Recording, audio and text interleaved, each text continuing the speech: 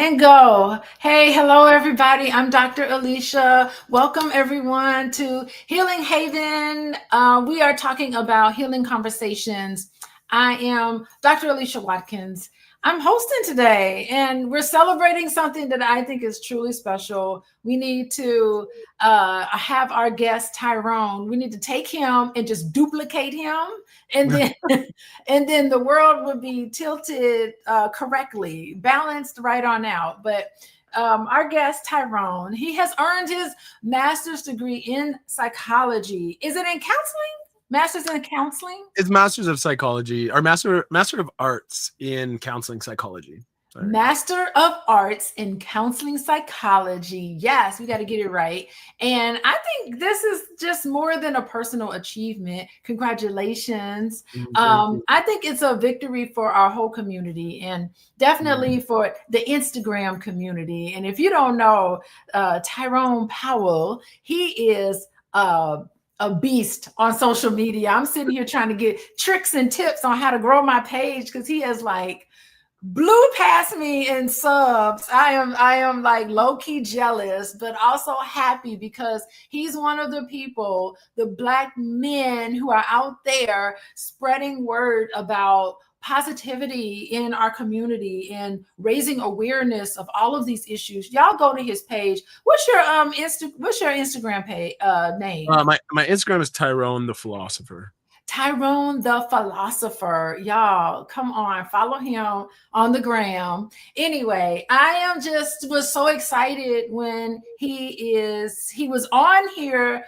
Gosh, when was that? That must have been June. And we were talking about plant medicine and Western, Eastern science meeting Western today's world. And we were talking a lot about that, but today we're just going to celebrate what he's doing and even highlighting the fact that only about 4 to 5% of psychologists in the United States, Tyrone's in Canada, I'm certain it ain't much different in Canada. 4 to 5% of psychologists are Black and 2% of psychiatrists are Black. And, you know, Tyrone, he is now done with all of his courses. He tells me he is 3 weeks out from underneath having coursework to do. And I think it's really wonderful. That means Tyrone, he is stepping out in the field where men of color, I think, are deeply underrepresented, desperately needed. And I think, you know, breaking barriers, creating representation, inspiring all of us. He's the next generation of healers. Welcome, Tyrone. Thank you so much. What a gracious introduction. Thank you for having me back. Yeah. Thank you for coming back. I'm gonna hire you. I love how, what I got to say is I love how accountable you are. Like you mentioned it just in passing in our first talk, like, hey, we're going to bring you back to say congratulations. And then I got the message and I was like, oh, she was real about that. Like following up like that is such a respectable quality that I feel just so many people don't have. They'll say stuff and then forget about it or not do it. Right? Forget about it. No, well, I mean, part of it comes from the fact that I'm a college professor. Okay, I don't know if people know what I do. My full-time job is having people like Tyrone in my classroom. I just love it. And it is nothing like getting a Black male master's student in the class. Like I just applaud them. And outwardly, it's a whole sea of white female faces. And don't get me wrong, the white female students in my classes are killing it. They are y'all. They are decolonizing everything. They are fighting the patriarchy. They are doing the things. And they are aware we need more men of color in our program. Like even they are championing this diversity because you can't be a social worker. My the master's program I teach in is social work. And that's the forefront of everything. We talk about representation. We're talking about not just sitting at the table, but also saying that you are just as important as anybody else. So, I mean, those are the things that we talk about in our program. So I champion all of everybody who really want to become, I think, part of our group of healers, and we need more of them. So anyway, I think that this is really great. I think, I don't know. Congratulations, Tyrone. I'm just happy for you. Thank you. Thank you. Yeah, very important moment. And I'm just honored to celebrate it with you. And I want to hear a little bit about your journey, though. I just tell me, like, what really inspires you to pursue a master's degree in counseling psychology? Because it's a time in your life where you have to carve out this time of your life to like decide you're going to chase your dream of diving into this beautiful career. Yeah, it was late. I didn't choose to start my master's till I was 34. And it was a complete career change too. Like I have a bachelor in commerce, so I went into the business world. Coming out of high school, I was in the trades. So I've been in like so many different lines of work. And after I came out of the trades, I got hooked on Mad Men, the TV show, right? And the marketing and the account executives. And I put it in my head. I was like, I want to be an account exec. Like, this is really cool. Like working for these companies, selling these products. And so when I started my Bachelor of Commerce, I had started some psychology courses in that, but I didn't really pursue that. And I stuck to kind of marketing and law. And then when I got into the world, I was an account executive for TELUS, one of the big three telecom companies here in Canada.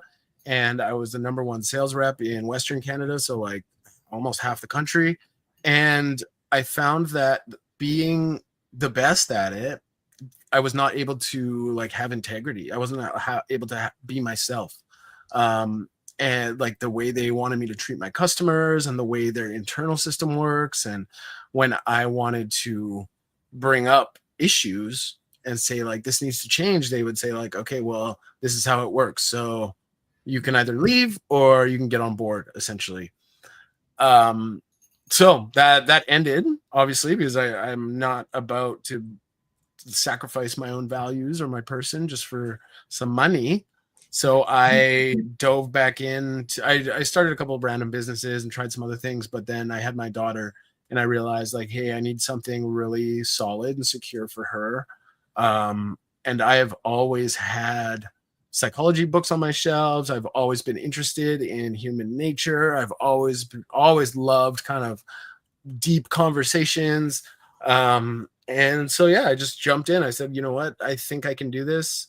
I wasn't the best high school student or even my undergrad student, but I got into the program, and then it's transformed my life, like from a personal aspect, from like I'm just a completely different person than when I came into it, or 5-10 years ago. It's just like night and day. So that is kind of my journey in that sense.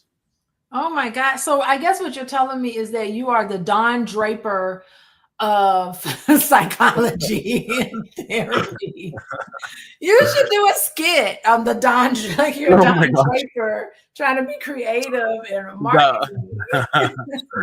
That's a tricky thing too, though, because like there's kind of an ethical thing there. It's like, am I as a therapist, like on social media, how much can you sell yourself, right? Like how much, like you can't make guarantees that aren't true. You can't say any lies. You can't like twist words to convince people. Like that's all unethical, right? So there's been definitely, even in my supervision during my practicum, my supervisor and my dad, they were both like, hey, you need to be careful with what you're doing on social media. And I'm like, I'm pretty aware of what I'm doing, and I know I'm pushing some boundaries, but at the same time, like, yeah, I think boundaries need to be pushed in certain aspects, but yeah. So. No, I mean, no, well, I don't know. It's almost like when I first started getting online, you make a really good point. I was uncomfortable getting online and talking. And then my husband was just like, well, come on my show and start talking to me. And then eventually I had to wise up and go, hold on, I am representing not just me, I'm representing the profession. And then I just started thinking, I have to really pay attention to what I'm saying, because it's not just me that I'm representing, just me. I'm telling people that I'm a therapist. And so I'm representing the profession, especially social work. And so I am deliberately very much making sure that I adhere to the values of the social work profession. So in case anybody knows, this is an announcement here that there's several different ways to become a therapist. One of those ways is through counseling psychology, which is a lot of my beautiful colleagues have that orientation. My orientation is social work. So how we separate ourselves is that we're interested in looking at systems of oppression. That's part of our value base. We're a value-based profession. So systems of oppression, detangling and deconstructing all of these different aspects, getting into politics. Yes, we do. Our social work profession has a pact, and so we lobby Congress and we have our own positions.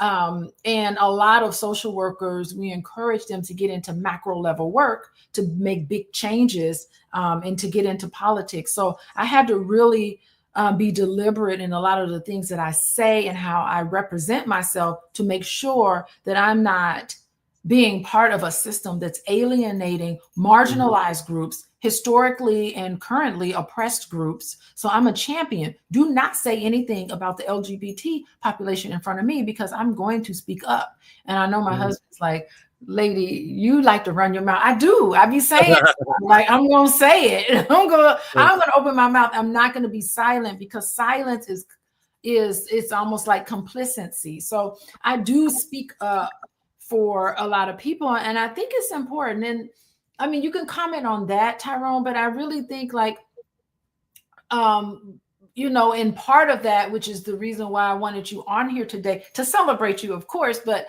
to also think about representation of men of color in this field, how and why it is so important for our communities.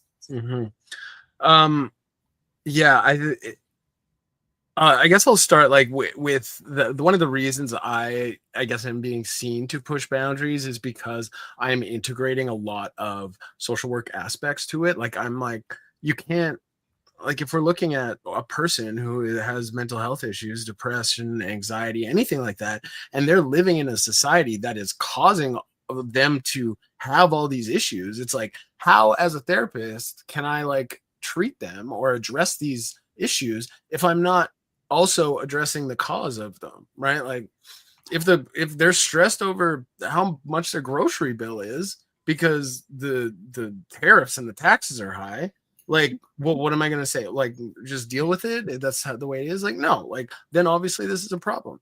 So I think my position, like, I know I'm a unique demographic to be a therapist as a male Black, and it's like, it's important representation and the understanding of the experience on the other side, right?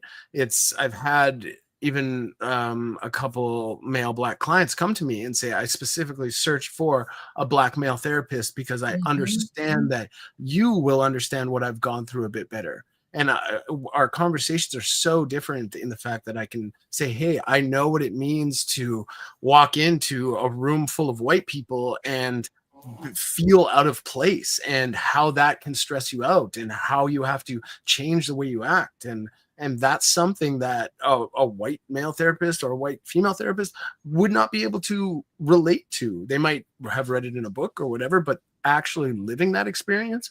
So just like anything, representation is so important in any profession, even when you talk about like Disney movies or anything, right? Like seeing that we exist in every single space just allows us to exist in a smoother way, essentially, right? And be validated and be acknowledged in the way that we are seen and the way we show up in every space.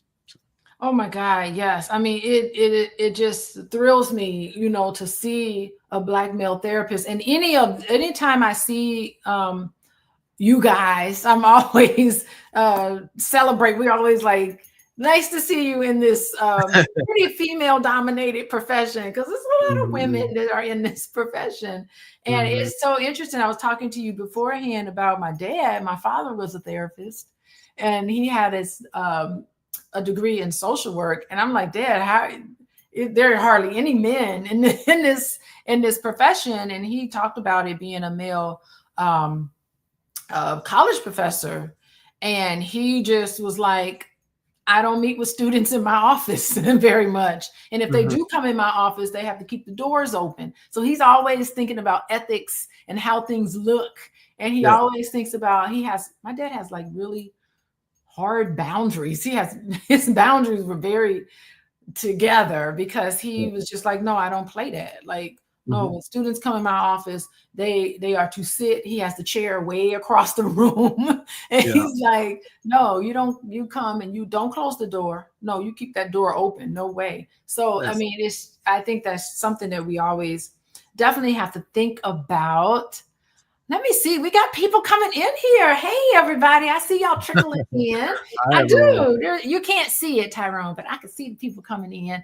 Everybody, let's see. In the chat, why don't y'all give a big round of applause to Tyrone Powell. He is the new, fresh in thing when it comes to therapy, because he has his degree. He's got years and years of professional experience. He is Mr. Marketer. I'm gonna have to hire him to help me do some of my marketing on social media, because his Instagram blew up. I had him on the show several months ago, and now I bring him back, and he has like passed me up in Instagram followers. I don't know how I still can't make it to 10,000. Oh, and by the way, why don't everybody look? Now we're talking about Instagram. Let me find my Instagram page. Yeah, everybody watching right now, hopefully I can find it. Follow me on Instagram. There it is right there. Follow me on the gram. I'm also on TikTok too. I do different content on TikTok because it's just a different type of platform. But take out your phones right now and you look me up and follow me right now on Instagram. I can see it's going to show up on my phone when it happens. Follow me on Instagram. Just to let you know, yesterday I had my book club meeting. If you go to my Instagram, I had a snippet, maybe like 40 minutes or so. I went live on Instagram as I was doing my book club. Go to draliciabookclub.com. It is my Healing Haven book club. Go on there and you can join us in the Zoom on Sunday nights. We're reading this book. Tyrone, we're reading this book called How to Be an Adult in Relationships, The 5 Keys to Mindful Loving. It's about mindfulness. Okay. I'm a fan of mindfulness, that's for sure. Yeah. So we're talking about how we can incorporate mindfulness and how we treat each other. So I talk about that on Sunday. So join us. It is free, but you go to draliciabookclub.com for that. And of course, if you're interested in working with me, you can go to coachingwithdralicia.com. And Tyrone, you have a website too. What is it? hellotyrone.ca. See, isn't that great marketing? He just knows how to put it all together. Yeah, so I've got my social links on there, my YouTube channel, link to my podcast. I have a podcast called It's Okay, Man. I interview people about masculinity. I've talked to politicians and fertility experts. I just spoke to a comedian. I just recorded one today with a Palestinian woman from Jerusalem, talking about Islamic masculinity and patriarchy and some of the misconceptions we have over here in the West about Islamic culture. Yes. So definitely check that out. It's all on my website. You can find it there. You bring up something really good. I have clients, I've been a licensed therapist for 22 years. That's a long time. Oh my God. It is a long time. I'm older than I look, is what I would say. And I have had clients from all different religions. And I was just making this observation. When I work with families, Islam, Islamic families, and I'm talking about Nation of Islam, I'm talking about just regular Islamic families, I do not find, I haven't found issues of masculine issues in those families. I have not found that to be the case. An issue. I'm talking about just globally, just general. I'm making generalizations, of course. I have not found that to be an issue. But when I do find gender issues to be problematic, it is with these far right Christian families. And the wives are miserable. I think that's really interesting.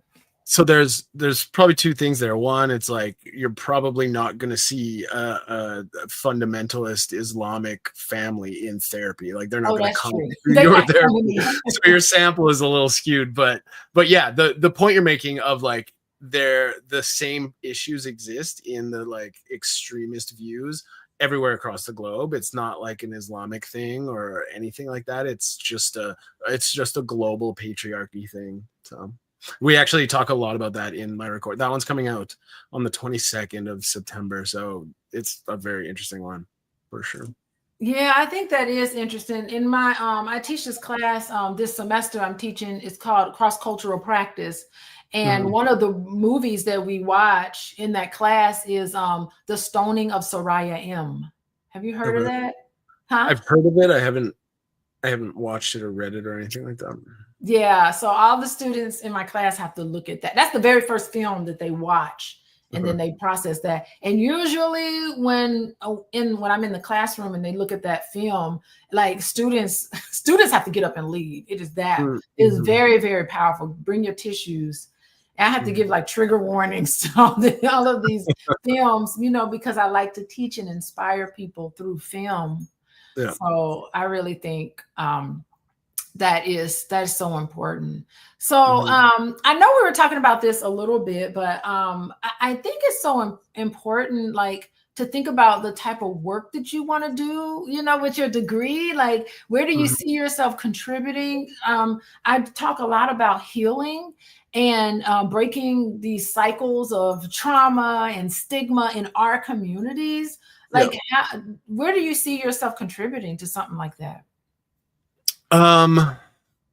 Well, I mean, even in my practicum, the clients I started seeing just kind of naturally started shifting to a more male focus. So I will be working with more so the male population. I do have some female clients that enjoy my energy or the way I treat. So that's just going to be natural. I should have a mix, but I think kind of my main area of focus is understanding. I treat more from self-understanding perspective as opposed to like hey, let's look at your symptoms and diagnose you and fix you type thing. It's more like, hey, let's mutually explore in a non-judgmental way everything that's happened to you, and I'll pull out themes, and and once we have them all in front of us, I can say, hey, here's kind of your options for going forward. And naturally I feel that people are drawn to that, and really kind of, I was thinking about this the other day. It's like, why do we take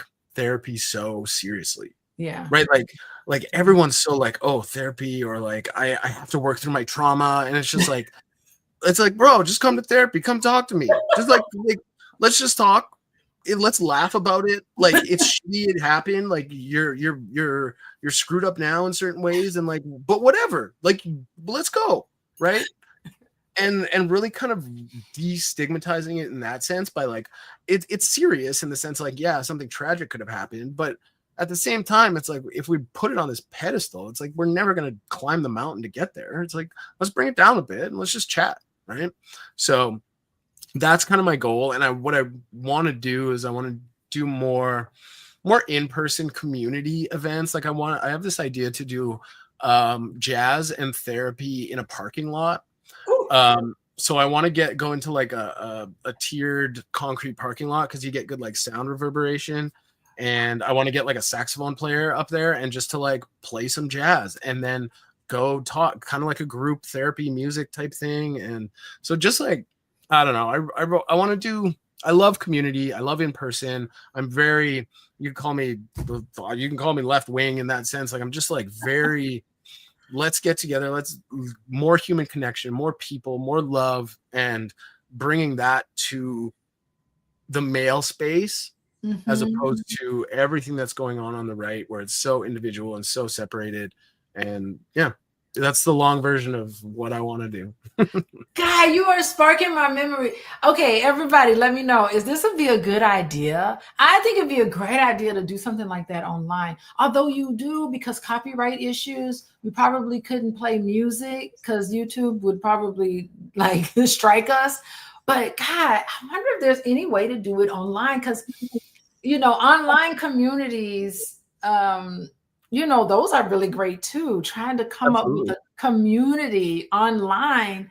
And if I did it in my private Zoom, I guess I could play music, copyright. Are you giving me some ideas here? All of us to just kind of chit chat a little bit and just have a community, even if it's in, person, you can touch somebody and, or just having it, online, and then coordinating some time for us to carve out in our lives to be together. I think it's so critical. I had really thought about doing, okay, anybody watching, if y'all interested, please put in the chat if you're interested. Tell me where you're from. Tell me where you're from in the chat, so maybe we can coordinate something, getting together in person. Yes, Don the educator, music is always healing. I see you, Dennis. Create an invention that's a play box at bus stops. Ooh, there we go, Dennis. I love Dennis is one of our regular people. He comes in and says great things. I think that'd be a great idea, Dennis. I think it'll be cool. Like one of the things that I had thought about doing, the Midwest, right? He's in the Midwest. One of the things I thought about doing was doing like a retreats. Like having retreats there, even if we did, okay, Don is from Charleston, South Carolina. There's beautiful places in South Carolina. In Charleston, the weather is beautiful there for the most part. It's hot and humid, but it's still kind of nice there. A nice, beautiful place where we could just meet up and have an experience for people. People are always looking for something like I've been talking to a friend. My dad's from Jamaica. We know a bunch of Jamaicans, obviously, and he's looking at talking to some investors about land down there, and they want to know what to do with it. So we've been talking about like psilocybin retreats, like we were talking about the plant medicine last time. Yes. So like you go down there for a week, you get some in-person therapy, some group therapy, and then you do a psychedelic journey, psychedelic assisted therapy, and then you do the integration afterwards, and then you come back home. So I know some shamans that would be willing to do that. We have to talk offline about it. No, that sounds good. No, Jamaica would be wonderful. We have connections in Jamaica. Okay, Don is signing up for a retreat in Jamaica. We're going to go ahead. Healing retreat. Oh my God. Don is down. I'm with you, Don. I want to go to Jamaica. I'm going to tell my family or tell my husband, we got to go to Jamaica for, what is it called? R&D, research and development. We need to make that. I do know some Black owned retreat spaces in Jamaica. And I really think it's something that's been on my mind for several years. And I've been too kind of coward. I'm too much of a coward to execute it because you gotta do it. It is hard to execute stuff. Anyway, we're off topic, but we're sitting here talking about how we're celebrating Black men, and there's a bunch of Black men in the helping professions. Another Black guy, his name is Joe. I can't remember his last name. He is on Fly Nubian Queen. It's called Fly Nubian Queen, and they're always looking for Black male therapists to come on there to demonstrate and showcase their expertise. And then he has his own show about Black men, and he does that on YouTube. So y'all check him out. He's really good. He talks about what did he say? Manhood is the new sexy or something like that. He has something like that. I think he talks about similar to you, being an advocate that real masculinity is showing vulnerability. Mhm. You know, real masculinity is showing vulnerability. And if you adhere to these traditional forms of masculinity, a lot of that is steeped in whiteness, you know, and so that true masculinity is being comfortable and you don't have to prove who and what you are. And so Mhm. I think it's so great to have someone in your shoes, because you would be able to show men of color, model for men of color how to be sensitive, how to be vulnerable, yet and still showcase your own, that healthy sense of masculinity and not a toxic masculinity. What do you say Yeah. to that?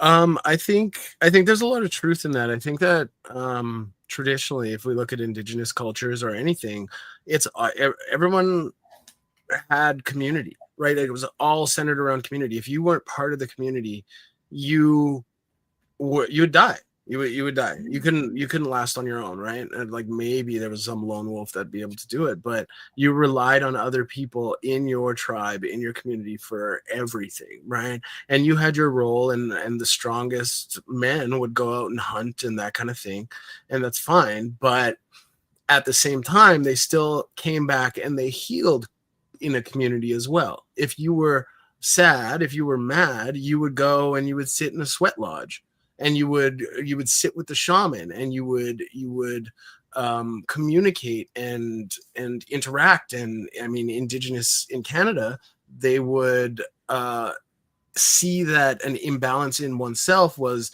an imbalance in the relationship between the community and nature as well. So there's just so much that we've been separated from through the colonization of our healing Mhm. practices.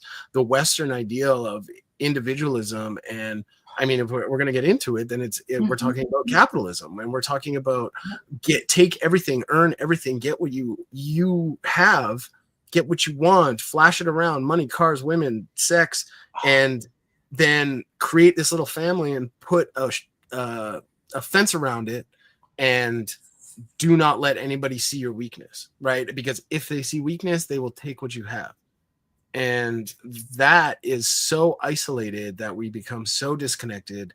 And then, like, it's not who we are. It's just not, like, based on everything, one, based on everything in history, but two, based on where the world is right now. So like, that's what I say to that. I think it's so important. I think that masculinity has been, especially when we talk about toxic masculinity, it has been portrayed as something that I don't even think is related to masculinity. Like when we're talking about really flaunting and that kind of thing, it's not what I see as masculinity. I see it as something else that has been tacked on, and through feminism and modern culture and all of that has been kind of related to it. But I don't know. That's not a real man to me. That's not masculinity to me. Masculinity is responsibility and caring and love and loyalty and protection, but protection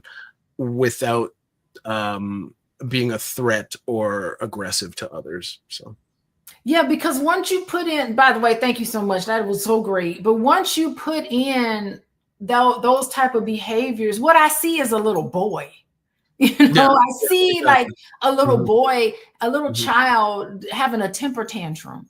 mhm, You know, just grown boys who, you know, when you take on that dominant definition of what manhood is, when you take that on, why do you have to suppress everybody else just so that you can build yourself up to be this wonderful thing? Like mhm, that's the sort of thing I don't understand. And as you were talking, I was thinking about our culture. You know, like this is not who and what we originally were. And I'm thinking about all of our culture, like hip hop culture, you know, that's tied to Black culture. It's like in the music, they don't care about no one else. All they care about is what you look like, how you can waste your money on materialism. So there's an mhm, economic, you know, there's a definitely, you know, contributing to this materialistic world, and then thinking I have to have power, I have to be destructive, you know, I have to Mhm. fight you for my territory, because there's a lack, there's Mhm. scarcity, there's not an abundance, so it's coming into this lack. I'm going to hog everything to myself, and then if Mhm. I'm to see that you have a little bit, I'm going to take your little bit, and then Mhm. that's how you know you're a real man, because you have so much money in your checking account and all of these items. You know, I just find that it's just in our culture, it's embedded in our culture, and it's not who and what we are. And you know, a while ago we just lost control of our culture when hip hop music first began, because I was there. I mean, I don't know how old you are, but I'm older than I probably look, but I was there. You know, I was in elementary school there when hip hop culture was formed, and the music that came out of it was something beautiful. I mean, it was very Afrocentric. It was very, there's a lot of pride in it. And then it just got taken out of our hands and scooped up into the marketing. And they Yeah. started marketing to our children and to our culture this sort of really toxic hip hop Yeah. culture. Well, Yeah. I mean, you want to, if you really want to get into that, you just have, if you want to know why, it's like, okay, are all Black people rapping about that stuff? No, like there is many, many different people, but who is controlling the music that gets distributed, right? Who is controlling it? And then we start looking at the rich white people that are like, okay, well, we don't want this culture to grow in any substantial or meaningful way. So we're only going to push out and distribute the music that we see as fitting our rhetoric and what we see as Black culture. Right. So, yeah, that's that. You might have good music, but it's not the good that we want. So, what are you going to do? You have to go out independent and become J. Cole or somebody like that, right? And Yeah. say, like, I'm going to go do my own stuff, which some succeed, but a majority fail, right? Yeah, and I think the music industry right now is in a total collapse right now. I don't think that they're doing as great. Yeah, Beyonce had a good summer, but I don't know. I feel like this might be the beginning of the end, because, you know, the whole controversy with Spotify. Now we're digressing into something totally different, but it's still interesting. The whole thing with I can talk Spotify, about anything. I can talk about anything. I'm just like, we're just off topic, but no, you just make me think of these things, you know, how it is starting to implode. So maybe, you know, maybe once I was doing some plant medicine, and it all came to me, no, that's not what this is about. You know, we're gonna take over control again. I think that's what I got one time in my plant medicine journeys. That, you know, hey, I'm speaking it into existence. It's gonna be in Jamaica, and we're gonna have our retreat. And you know, the revolution won't be televised. Mm. You know, it's going to happen with people like yourself. Like, for real, Tyrone, it's going to happen with people. Just call Tyrone. You better call Tyrone. Yeah, We're going to have that that's okay. song going. Okay, now you're aging yourself without. No, I'm aging myself. I Forget was the in my history. master's program, getting my at University of Chicago, getting my master's degree in social work when that song came out. You know, we got to call Tyrone. You know, I think we're raising awareness. A lot of people are starting to become aware that this toxic culture is not working. It's going to be people like us, healers, that's going to have a lot of work to do, because at the end of it all, we're going to have a bunch of people who need to have this connection, to need to have this community. And I think we are on the forefront of doing it on YouTube, on Instagram. Follow me at hold on, wait. On Instagram. Wait, let me put it on here. The gram. Follow me on the gram. And all of this, we need to have more of this. And hopefully we will cut through some of this. And I don't want to keep you too much longer. We're coming at the top of the hour. I just want to say congratulations on your graduation. Congratulations on finishing your practicum. And it's time for you to get out there and do the work, because there's many of us that need you. And you know, Tyrone is out there. Who knows? Follow him on Instagram, because he is Tyrone the Philosopher on Instagram. Go ahead and follow him. You know you want to. Everybody else be following him. He's very smart in how you are educating the viewers and putting good information out there about what real manhood is about. It's not about being cowards. It's not about being little boys who are beating up on people who are less than. A real man is somebody who is also compassionate and understanding and strong, but not strong in the sense of being controlling, but have that strength and protection and that loving, caring energy. That's what we need more of. And I just want you, while we wrap this up, Tyrone, I'd like for you to give some advice. What would you give to, you made this bold move to switch careers in your 30s. Oh my gosh. When I was in my master's program, I was like 26 years old. I knew nothing. Okay. But you're in your 30s and you made this bold move to step into this healing world. And what would you say to somebody who is uncertain about taking this beautiful path, somebody who's interested maybe into becoming part of the healing community like yourself? What would you say to somebody? Parting words. Damn. I think well, there's two parts to that question, I guess. So the first, like, change any you can do anything. You can do anything. All you have to do is, like they say, put your mind to it, but it's not just that. It's like, you're fighting against your old self and your old patterns, like literal neural connections, right? Like you've got these patterns. And so every single day you have to change that pattern. You have to do the other thing. And whether that's like you pick up your phone and it's like, oh, I'm picking up my phone, I don't want it, I put it back down, right? And you catch yourself and you do it over and over and over and over and over. And then that becomes your new pattern. So if you're going to school, go to school, read every single day, do the thing, and get the shit done. Like, if you don't do it in 2 years, you're either not going to have a degree or you're going to have a degree. And so you got to start at some point, right? And then helping profession specifically, I think there's just so much to. You should be a host on the panel. They're calling for you. Oh, thanks. Oh, and they're definitely calling for Jamaica. They loving this. They're like, wait, the food and the beach. Oh yeah, they're calling for it. But yeah, helping profession is something else. Like there's something so fulfilling that you cannot get anywhere else.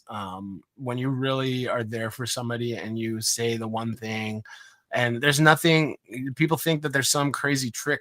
That's what I thought coming into it. Like there's some secret formula that psychologists and blah, blah, blah know. It's like, we might know some diagnoses or like techniques or blah, blah, blah, but it's all about human connection and that therapeutic relationship. And if you love people and you want to have deep conversations, like, that is what therapy is all about, or should be about, at least, if we're not talking about Freud and westernized, colonized therapy. But yeah, so that's that.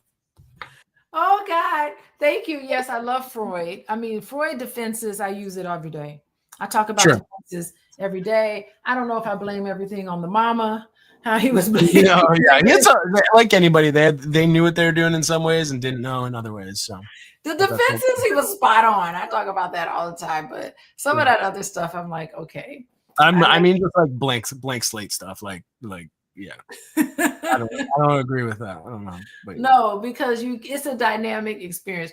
You guys, I'm gonna have to wrap it up. I'm gonna thank everybody. I want to thank you from the bottom of my heart for joining us today. We are celebrating Black men. We are celebrating Black men in the helping professions. And by the way, if you are a Black male and you want to come up here and you are part of the healing community and you want to come and talk about some of these topics, come to coach.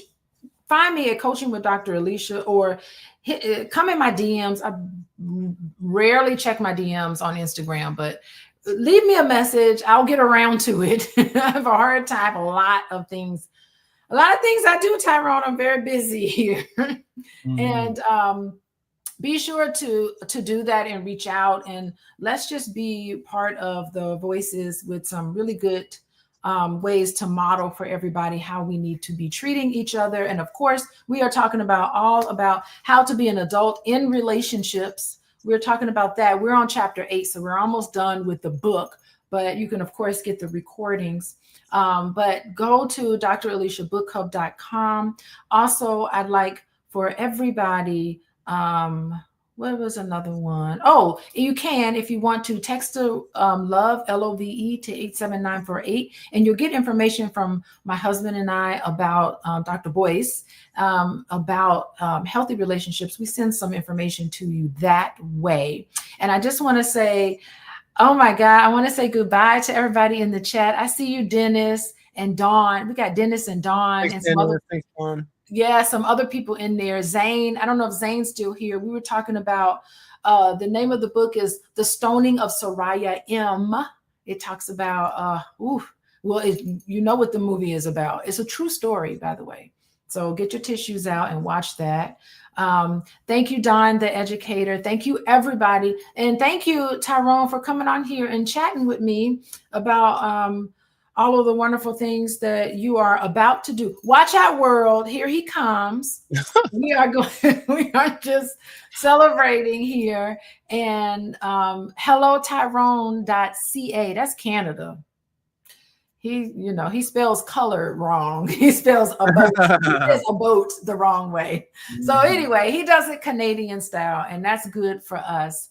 And anyway, goodbye, everybody. And thanks to you. Don't forget you. Thank you so much. Thank you for having me. Thank you for hosting. yes. Thank you for creating such a beautiful space for people like myself and the people in the comments and the viewers. Because it's without people like you, like messages like this don't get out, right? We talk about community. It's like if nobody talks, then it's not going to go anywhere. So thank you. Oh my God. And I probably need to thank my husband, Dr. Boyce, because, one of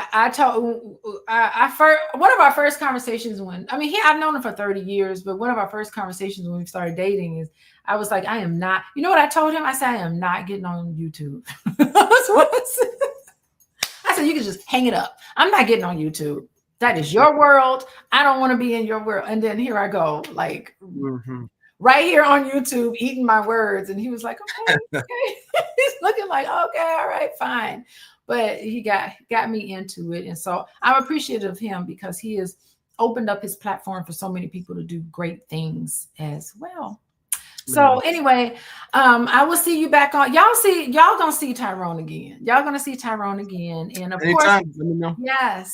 And I will see you guys next Monday, and I'll have someone else on here. We'll be talking about healing and raising the vibrations and all of that.